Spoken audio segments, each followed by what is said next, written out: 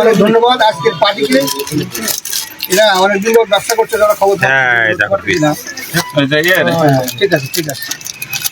শাকিল, এই ব্যাগটা ঠিক আছে, এই ব্যাগের ভিতরে এইটা আছে, টিস্যুগুলো ঠিক আছে, এগুলো শেষ করবে, এগুলো এগুলো শেষ হবে। পরিমাণ গুনে পরে জানান আসছে, বুঝছেন? অ্যাকুরেট আমরা যদি করেন না প্যাকেট কটা গুনে দিচ্ছি 2 দাঁড়ান দেখি 2 3 3 4 5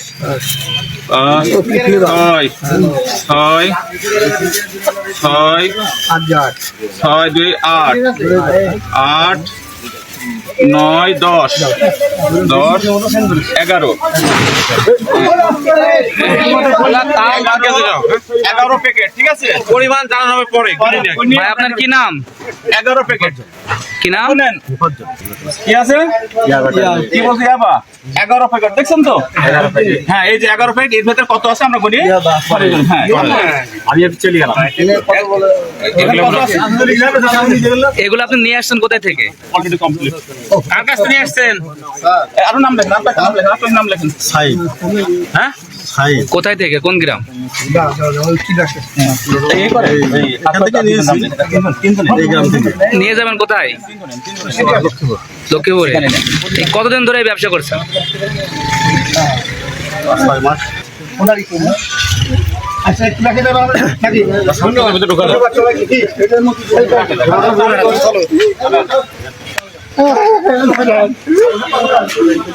আমাদের তথ্য ছিল যে একটা চালান এই মুজিবনগরে আসবে, সেখান থেকে এই চালানটা বিভিন্ন জায়গায় ভাগ হয়ে যায়। তা সেই সূত্রে আমরা গোপন সংবাদের সংবাদ পেয়ে সেই জিনিসটা আমরা আজকে এই টাইমে তাকে ওইখান থেকে আটক করছি। বেলা প্রায় 3:30টার সময় গোপন সংবাদের ভিত্তিতে সংবাদ পেয়ে আমাদের মুজিবনগর থানাধীন বল্লভপুর মোড়ে আমরা একজন আসামিকে 1100 পিস ইয়াবা ট্যাবলেট এবং নগদ 31,650 টাকা, তার একটি FZ মোটরসাইকেল এবং একটি স্মার্টফোন সহ তাকে আমরা আটক করি।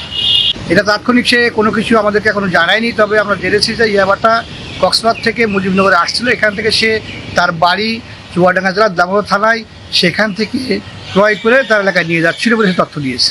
মুজিবনগর থেকে সে তার বাড়ি দামোদর নিয়ে যাচ্ছিল।